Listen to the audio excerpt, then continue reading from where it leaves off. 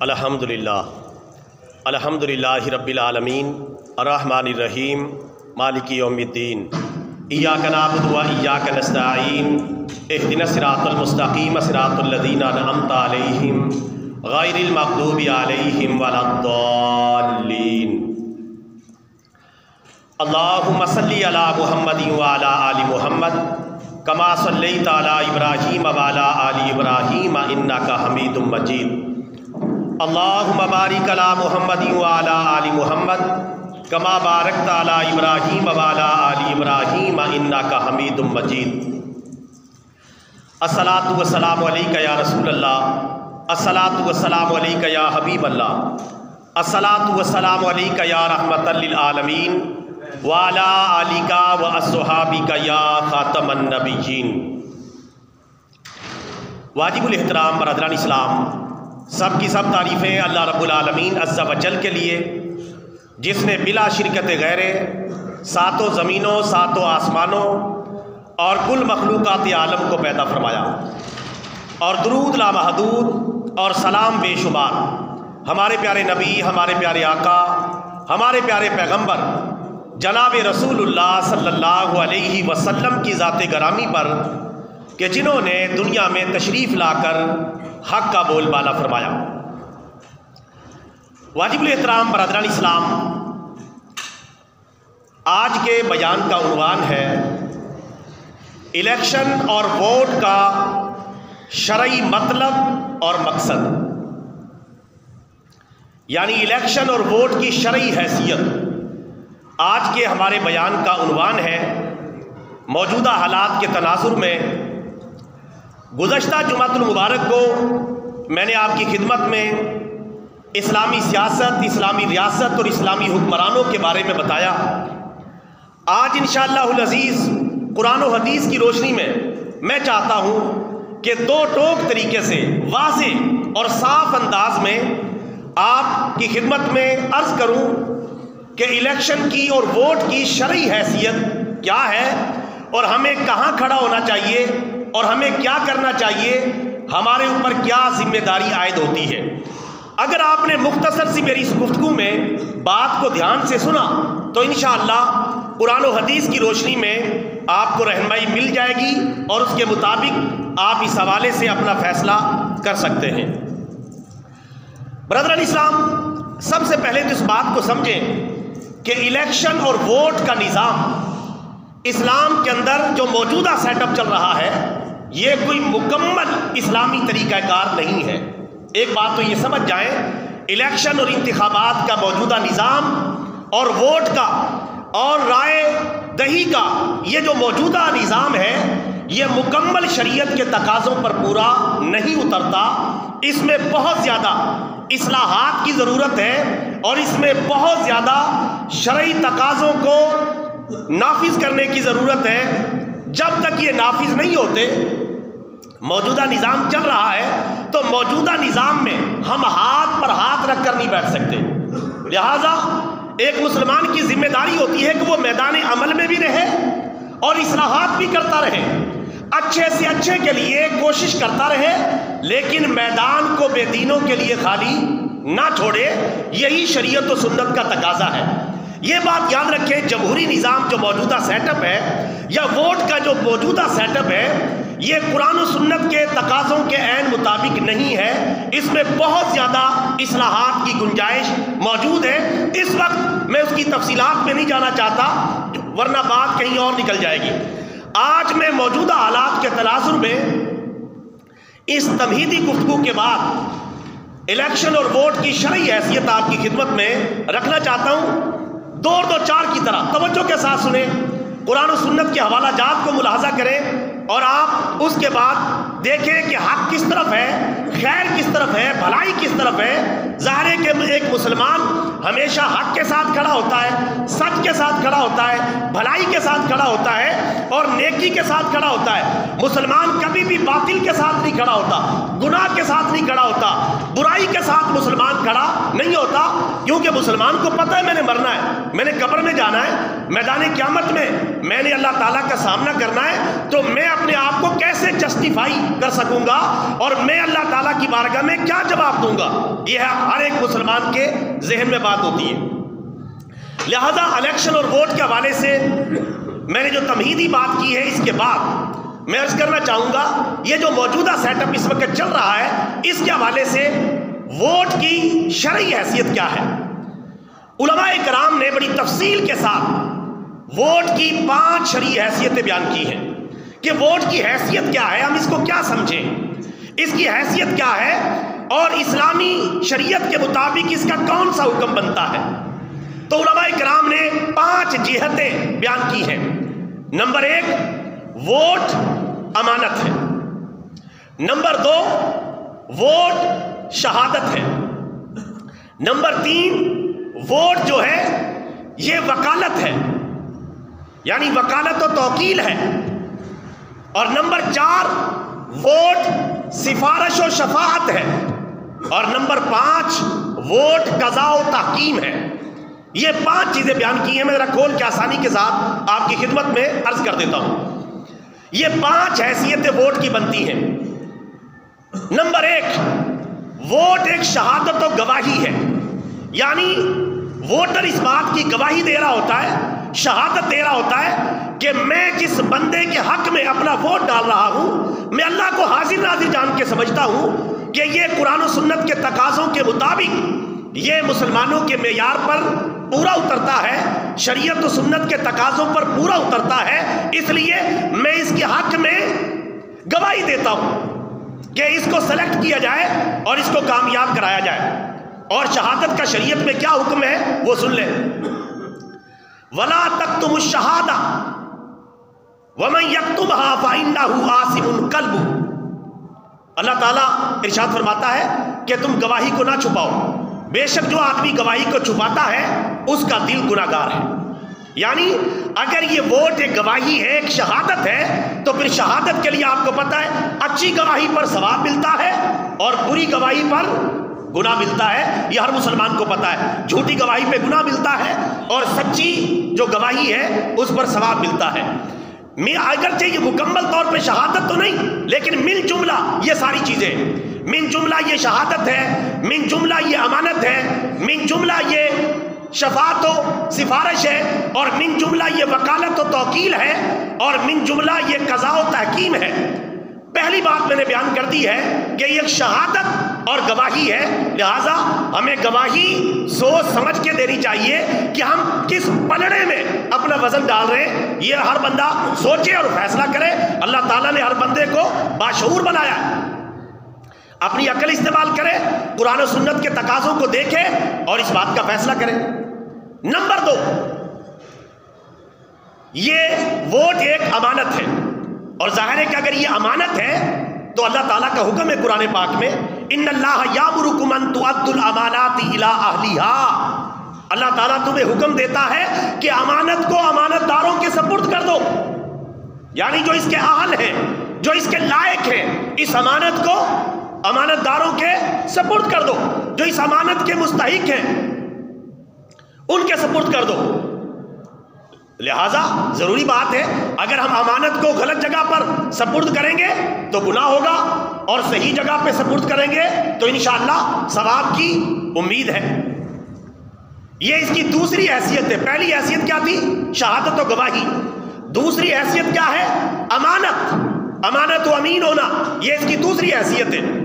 Number 3، تیسری اس کی حیثیت ہے شفاعت و سفارش، یعنی میں جس بندے کے حق میں ووٹ ڈال رہا ہوں میں سفارش کر رہا ہوں اس بات کی کہ یہ بندہ مسلمانوں کے نمائندہ بننے کا، حکمران بننے کا، سربراہ بننے کا اہل ہے، میں اس چیز کی سفارش کرتا ہوں۔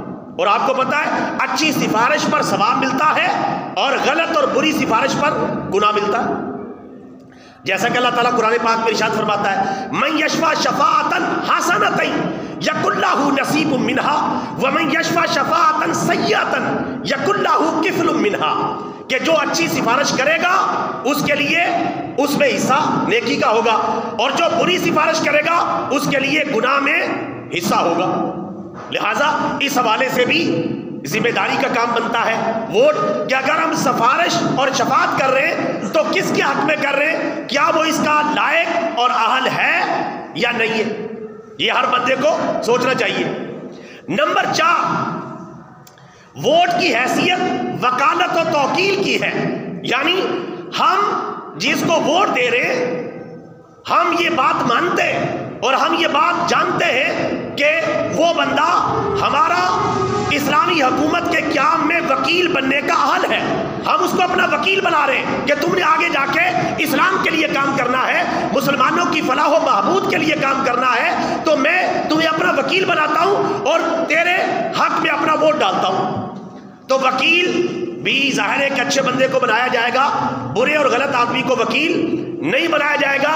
اس میں بھی وہی ہے کہ اگر ہم اچھا وکیل بنائیں گے تو ہمیں ثواب ملے گا، اور اگر برے آدمی کو وکالت کے لیے کھڑا کر دیں گے تو ظاہر ہے کہ اس کے اوپر گناہ بھی مرتب ہوگا۔ تو یہ اس کی چوتھی حیثیت ہے۔ نمبر 5، اس کی حیثیت ہے قضا اور تحکیم کی۔ قضا کا معنی فیصلہ، تحکیم کا معنی حاکم بنانا، کہ ہم ایک فیصلہ کر رہے ہیں، یعنی ایک ووٹر کی حیثیت ایک جج کی حیثیت ہے، وہ فیصلہ کر رہا ہے اپنے ووٹ کے ذریعے کہ میں اس کو حق پہ سمجھتا ہوں، یہ میرا نمائندہ بننے کے لائق ہے، اور میں اللہ کو حاضر ناظر جان کر قرآن و سنت کے تقاضوں کے مطابق اس بندے کے حق میں فیصلہ دیتا ہوں۔ اور فیصلہ دینے والا جو قاضی ہے ظاہر ہے کہ اگر اچھا فیصلہ کرے گا تو اسے ثواب ملے گا، اور اگر غلط فیصلہ کرے گا تو اس کا گناہ ملے گا، جیسا کہ اللہ تعالیٰ قرآن پاک میں فرماتا ہے 5ویں سپارے میں، وَإِذَا حَكَمْتُمْ بَيْنَ النَّاسِ أَن تَحْكُمُوا بِالْعَدْلِ، جب تمہیں لوگوں کے درمیان حاکم اور فیصل بنایا جائے، فیصلہ کرنے والا بنایا جائے، تو عدل کے ساتھ فیصلہ کرو، انصاف کے ساتھ فیصلہ کرو۔ تو یہ قضا اور تحکیم ہے، یعنی یہ ووٹر کی حیثیت ایک جج کی حیثیت ہے اور ایک فیصل کی حیثیت ہے۔ تو میرے بھائیوں، یہ میں نے پورا خلاصہ آپ کی خدمت میں پیش کر دیا ہے، علماء کرام کی تحقیقات کا نچوڑ میں نے چند منٹ کے اندر آپ کی خدمت میں عرض کر دیا ہے، ورنہ اس پر ایک ایک بات پر ایک ایک گھنٹے کی تقریر ہو سکتی ہے۔ تو یہ 5 حیثیتیں ہیں ووٹ کی۔ ووٹ کوئی کھیل تماشا نہیں ہے، ووٹ کوئی دنیا کی چیز نہیں ہے۔ ووٹ کے ذریعے ایک عام گواہی دینی پڑ جائے تو اس میں بڑی احتیاط کی ضرورت ہے، اور یہ تو گواہی ہے نظام حکومت کے قائم کرنے کی، حکمران مقرر کرنے کی۔ اور آپ کو پتہ ہے ہمارے پیارے نبی صلی اللہ علیہ وسلم نے 2 کام کیے اپنی پوری زندگی کے اندر، نمبر 1 دعوت و تبلیغ کا کام، اور نمبر 2 مسلمانوں کے لیے اسلامی ریاست کا کیا۔ دعوت و تبلیغ کے ذریعے آپ نے کتنی محنت اور جد و جہد کی ہے، اور اس جد و جہد کے نتیجے میں آپ نے ریاست مدینہ قائم فرمائی، مدینہ کی ریاست قائم فرمائی، اور اس میں قرآن و سنت کے مطابق نظام قائم فرمایا۔ تو حکومت قائم کرنا، حکمران چننا، حکمران بنانا، یہ کوئی دنیاوی کھیل تماشا نہیں ہے، جو کہ آپ کو پتا ہے اگر ایک عام حاکم، عام افسر بگڑ جائے تو علاقے میں، محکمے میں کتنا بگاڑ آ جاتا ہے۔ اگر وقت کے حکمران ہی بگڑے ہوئے ملے تو پورا ملک تباہ ہوگا اور برباد ہوگا۔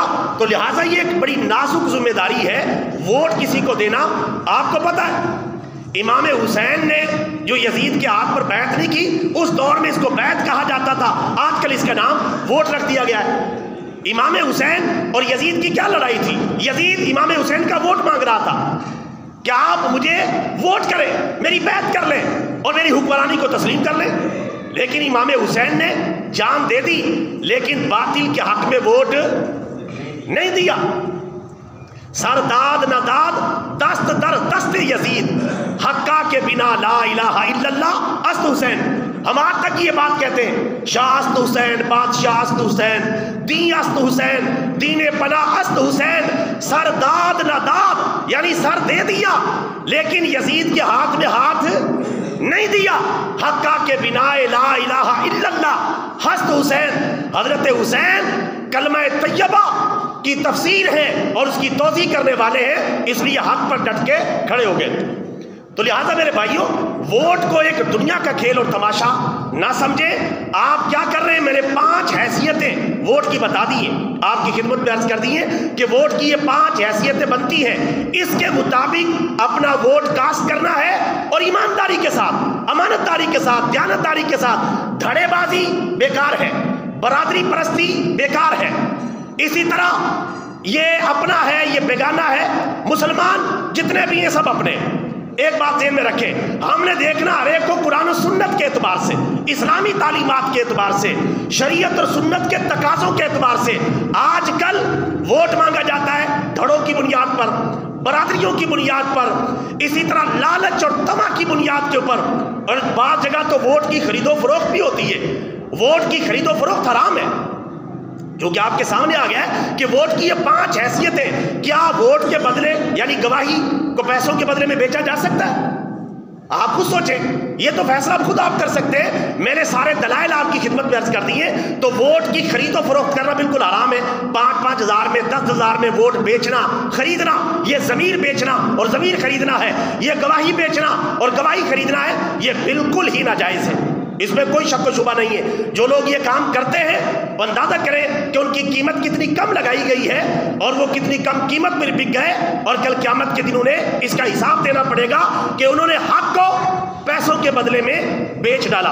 اللہ قرآن پاک میں فرماتا ہے وَلَا تَشْتَرُوا بِآيَاتِي ثَمَنًا قَلِيلًا، اور اللہ تعالیٰ کی آیتوں کو تھوڑی قیمت میں نہ بیچو۔ تو جو یہ کام کرتے یا کرواتے ان کو اللہ تعالیٰ سے ڈرنا چاہیے، یہ بالکل جائز نہیں ہے۔ میرے بھائی، ایک مسلمان چکرا کے رہ جاتا ہے کہ میں کیا کروں کیا نہ کروں، لیکن میں انشاءاللہ ایسی آسانی آج کے بیان میں آپ کے لیے کر دوں گا کہ جس سے آپ کے لیے کوئی مشکل نہیں ہوگا کہ بات کو سمجھنے میں۔ پہلی بات یہ سمجھے، اپنے دل میں ایک فیصلہ ہر مسلمان کو کرنا چاہیے کہ میں نے جو ہے اپنے دین کو مقدم رکھنا ہے، دنیا کو میں نے دوسرے نمبر پر رکھنا ہے۔ یہ اپنے ذہن میں رکھ لے گا تو بات ساری سمجھ میں آئے گی۔ ایک طرف دنیا داری ہے، ایک طرف دینداری ہے، ایک طرف اسلام ہے اور دوسری طرف جو ہے غیر اسلام ہے، تو اس میں آپ دیکھ لیں۔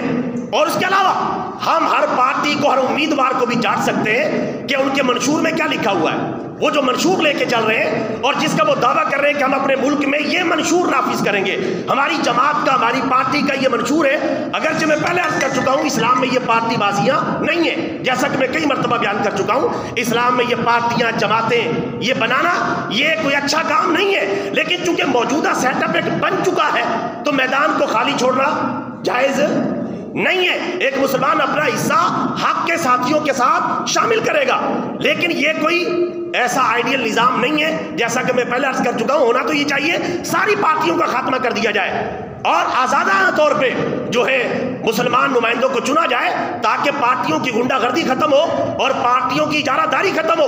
ایک ایک پارٹی کا قائد غنڈہ بن کے بیٹھ جاتا ہے، رشوت کے ذریعے ٹکٹ بیچتا ہے، لیتا ہے، خریدتا ہے، یہ سارا سسٹم ختم ہو جائے گا۔ لیکن بہرحال اس تفصیل میں نہیں جانا چاہتا۔ تو یہ آپ دیکھیں، ایک طرف دین ہے اور ایک طرف دنیا ہے۔ اب آپ دیکھیں قرآن پاک میں یہ واضح طور پہ دوسرے سپارے میں اور چوتھے سپارے میں لکھا ہوا ہے کہ جو آدمی صرف دنیا چاہے گا اس کو دنیا میں سے حصہ ملے گا، آخرت اس کے لیے نہیں ہوگی، اور جو اپنی آخرت کے لیے کمائی کرے گا، اپنے دین کے لیے کمائی کرے گا، اللہ تعالیٰ اس کو دین بھی عطا فرما دے گا، دنیا بھی عطا فرما دے گا۔ یہ بات ذہن میں رکھیں۔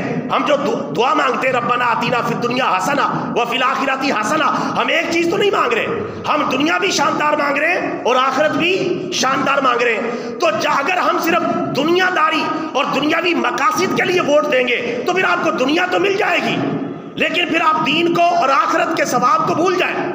لیکن اگر آپ دینداری کی بنیاد پر اپنا ووٹ کاسٹ کر رہے ہیں یا اپنی رائے دے رہے ہیں تو انشاءاللہ آپ کو اس کا اجر و ثواب بھی ملے گا اور ساتھ ساتھ اللہ تعالیٰ آپ کی دنیا کی بھی حفاظت فرمائے گا۔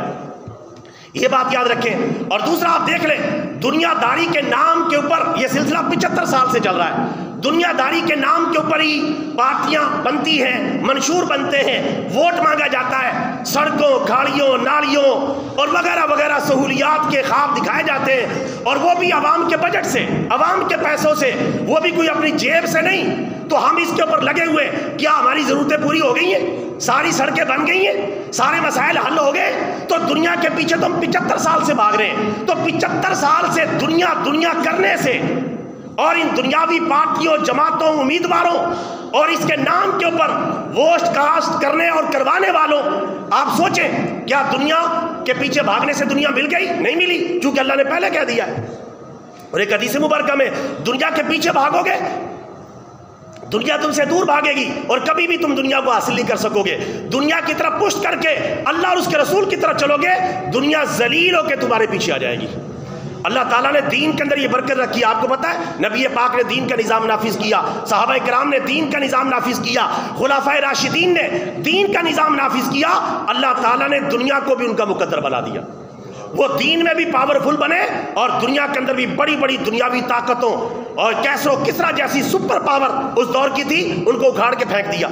یہ دین کی برکت ہے, دین کی طاقت ہے. چونکہ جو دیندار مسلمان ہوتا ہے اس کے اندر جو طاقت, انرجی اور پاور ہوتی ہے وہ کبھی بھی ایک ایسے بندے کے ساتھ نہیں ہو سکتی جو دین سے, اسلام سے اور اللہ اور اس کے رسول سے ٹوٹ کر محبت نہ کرتا ہو. لہٰذا میرے بھائیوں اس حوالے سے دیکھنا چاہیے کہ دنیا داری کس طرف ہے اور دینداری کس طرف ہے. یہ ہمارے لیے فیصلہ کرنے میں اور آسانی ہو جائے گی. میں آج کے حالات کے تناظر میں ایک اور بات عرض کرنا چاہوں گا. آج کل چونکہ پارٹیوں کا نظام ہے تو میں اس کے حوالے سے تھوڑی سی وضاحت کرنا چاہوں گا. میں پہلے کہہ چکا ہوں کہ پارٹیاں بنانا اسلام میں کوئی مناسب عمل نہیں ہے, لیکن چونکہ اب یہ بن گیا نظام چل رہا ہے تو ہم ہاتھ پہ ہاتھ رکھ کے نہیں بیٹھ سکتے.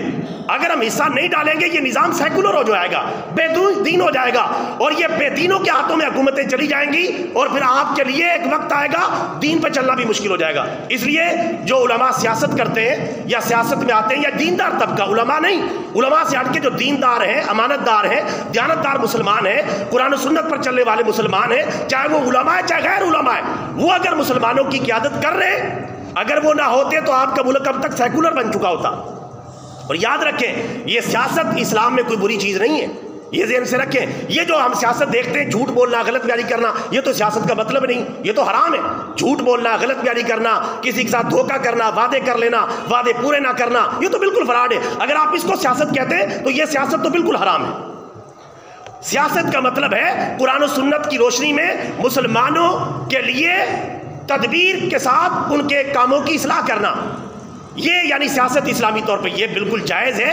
یہ نبی پاک صلی اللہ علیہ وسلم نے فرمایا, بخاری شریف کی حدیث ہے کہ بنی اسرائیل کے دور میں بنی اسرائیل کے نبی سیاست کرتے تھے, میرے بعد میرے خلفاء سیاست کریں گے اور دین کے نظام کو نافذ کریں گے. لہٰذا یہ سمجھنا کہ علماء کا, دینداروں کا, امانت دار اور دیانتدار باعمل مسلمانوں کا سیاست سے کوئی تعلق نہیں ہے, یہ پرلے دھرلے کا جھوٹ ہے, یہ غلط بیانی ہے. جب تک سیاست دین کے ساتھ جڑی رہی, مسجدوں کے ساتھ جڑی رہی, مسلمان دنیا میں غالب رہے. اور جب سے دین کے ساتھ, مساجد کے ساتھ, علماء کے ساتھ, دیندار طبقے کے ساتھ, امانت دار اور دیانتدار مسلمانوں کے ساتھ سیاست لا تعلق ہوئی تو تباہی کہاں تک پہنچ چکی ہے آپ کے سامنے. مصور پاکستان ڈاکٹر اقبال نے ایک ہی شعر میں یہ بات سمجھا دی ہے کہ نظام بادشاہی ہو یا جمہوری تماشا ہو, جدا ہو دین سیاست سے تو رہ جاتی ہے چنگیزی. اگر دین سیاست سے جدا ہو جائے گا تو چنگیزی اور ظلم و ستم باقی رہ جائے گا. باقی رہا میرے بھائیوں, ہمیں کیا کرنا چاہیے کیا نہیں کرنا چاہیے, میں تھوڑا سا آپ کو ہاتھ پکڑ کے اور قریب لے آتا ہوں تاکہ آپ کے لیے اور آسانی ہو جائے. دیکھیں ایک بندہ ہے, آج کل پارٹیاں بنی ہوئی ہے, ایک پارٹی بھی سچی یعنی ایک پارٹی بھی حق پر ہے, اس کا امیدوار بھی حق پر ہے, سچا ہے, تو سب سے زیادہ ہمارے ووٹ کی وہ حقدار ہے کیونکہ وہ پارٹی بھی ٹھیک راستے پر ہے اور اس کا امیدوار بھی ٹھیک راستے پر ہے. نمبر 2, ایک پارٹی بھی غلط ہے اور اس کا امیدوار بھی غلط ہے, یہ تو ہماری تائید کے بالکل بھی لائق نہیں ہے. پارٹی بھی ٹھیک ہے, امیدوار بھی ٹھیک ہے, یہ ہمارے ووٹ کی سب سے زیادہ حقدار ہے. امیدوار بھی غلط ہے, پارٹی بھی غلط ہے, یہ تو بالکل ہی ہمارے ووٹ کی حقدار نہیں. نمبر 3, پارٹی ٹھیک ہے, امیدوار غلط ہے, یہ صورتحال ہے, اس پہ غور کرنا چاہیے. دوسرا یہ کہ پارٹی غلط ہے, امیدوار ٹھیک ہے, یعنی 4 صورتیں بن جاتی ہیں کل, یہ 4 صورتیں بنتی ہیں. پارٹی بھی ٹھیک ہے, بندہ بھی ٹھیک ہے, پارٹی بھی غلط ہے, بندہ بھی غلط ہے, پارٹی ٹھیک ہے, بندہ غلط ہے, پارٹی غلط ہے, بندہ ٹھیک ہے, یہ 4 صورتیں بنتی ہیں. یعنی 2 صورتیں تو بالکل ہی واضح, پارٹی بھی ٹھیک ہے, بندہ بھی ٹھیک ہے, تو یہ سب سے زیادہ ہمارے ووٹ کا حقدار ہے, چاہے کوئی بھی ہو. یہ فیصلہ آپ نے خود کرنا ہے, میں نے کوئی آپ کو کان سے پکڑ کے نہیں کہنا کہ اس کو آپ ووٹ کریں, یہ آپ نے خود سوچنا ہے. اللہ تعالیٰ نے آپ کو دماغ دیا ہے, سوچ دیے, یہ فیصلہ آپ نے کرنا ہے. میں آپ کا فیصلہ نہیں کروں گا, میں اپنا فیصلہ کر سکتا ہوں, آپ اپنا فیصلہ کریں گے, لیکن قرآن و سنت کے مطابق رہنمائی کرنا میری ذمہ داری ہے. پارٹی بھی ٹھیک ہے, بندہ بھی ٹھیک ہے, یہ سب سے زیادہ حقدار ہے. پارٹی بھی ٹھیک نہیں, بندہ بھی ٹھیک نہیں, یہ تو بالکل ہی بیکار ہے, اس کے ساتھ تو تعاون کرنا بالکل اسلام کے خلاف چلنا ہے. رہ جائے دو مسئلے آگے رہ جاتے ہیں، مسلمان اس میں کافی الجھ جاتے ہیں کہ پارٹی ٹھیک ہے اور بندہ ٹھیک نہیں. ایک یہ ہے، ایک ہے پارٹی جو غلط ہے اور بندہ ٹھیک ہے. یاد رکھیں اگر پارٹی ٹھیک ہے بندہ تھوڑا سا کمزور ہے تو یہ بھی مجبوراً چل جائے گا، اگر وہ پہلی صورت نہ ہو کہ پارٹی بھی ٹھیک ہے بندہ بھی ٹھیک ہے. اگر پارٹی غلط ہے بندہ ٹھیک ہے، یہ صورت سب سے کمزور ہے، یعنی جو ٹھیک والی کیٹیگری اس میں سب سے کمزور ہے. اس کی وجہ ہے کہ جو ٹھیک بندہ ہے اس نے بھی اپنا ووٹ کہاں ملانا ہے؟ غلط پارٹی کو جا کے ملانا ہے، تو یہ طاقت ادھر لے کے جائے گا. تو ظاہر ہے کہ یہ سب سے کمزور ہے اس حوالے سے. اب میرے بھائیوں، اب آپ کے سامنے ساری صورتحال بالکل واضح ہے. کچھ جماعتیں ایسی ہیں جن کے منشور میں اسلام کا نام ہی موجود نہیں ہے. آپ ساری پارٹیوں کو منشور نکال کے آپ پڑھ سکتے ہیں، آج کل میڈیا کا دور ہے، کوئی مشکل کام نہیں. اسلام کا نام ہی نہیں ہے. دنیا کا لالچ، دنیا کی طمع، دنیا کی چیزیں، دنیا کے خواب اور بے دین، اور ان کے بہت ساری پارٹیوں کے کردار ہمارے سامنے ہیں. کوئی ختم نبوت کا ڈاکو ہے، کوئی جو ہے ٹرانسجینڈر بل لے کے آیا ہے، کسی نے اسلامی نظام کے راستے میں رکاوٹیں کھڑی کی ہیں، اور 75 سال سے بہت ساری پارٹیاں آ رہی ہیں جا رہی ہیں، لیکن ابھی تک انہوں نے اسلام کے لیے کچھ نہیں کیا. تو اب سوچیں کہ آپ کا حقدار کون ہے، اور جو دین کے نام پہ، اسلام کے نام پہ آپ کو بلا رہا ہے وہ آپ کے لیے زیادہ حقدار ہوگا. اب وہ کون ہے یہ فیصلہ آپ نے خود کرنا ہے. یہ فیصلہ آپ کی اپنی ذمہ داری ہے. ہمارا ووٹ یا ہے بے دینی کے نام پر ہو یا اسلام کے نام پر ہو. تو ہر مسلمان کا تقاضا ہے کہ ووٹ کس کے نام پہ؟ اسلام کے نام پر، قرآن و سنت کے نام پر، نظام مصطفیٰ کے نام پر، شریعت و سنت کے نام پر ایک مسلمان کا ووٹ ہوتا ہے. اس میں کوئی شک و شبہ کی بات نہیں ہے. اسلام کے مسلمان کہتے ہیں جی اسلام کے نام پہ مذہب کو استعمال کر رہے ہیں. بھائی آپ دنیا کو استعمال نہیں کر رہے. اگر علماء مذہب اور اسلام کو استعمال نہیں کریں گے تو پھر دین کے لیے ووٹ کس طرح مانگیں گے؟ تو نام تو لینا پڑے گا اسلام کے لیے. اچھا دنیا کے لیے کھاڑیوں نالیوں اور بجلی کے لیے گیس کے لیے تو ووٹ مانگنا جائز ہے، اسلام کے لیے ووٹ مانگنا جائز نہیں. یہ کہاں کی منطق ہے؟ یہ کہاں کی سوچ؟ اسی وجہ سے تو ہمارے ملک میں جو ہے نظام اسلام کے لیے راستہ ہموار نہیں ہو رہا. اگرچہ جمہوریت کے لیے ذریعے 100% اسلام لانا بڑا مشکل کام ہے، تقریباً ناممکن ہے اتنا، یعنی چونکہ جمہوری سسٹم ہے اس میں اکثریت کا فیصلہ دیکھا جاتا ہے.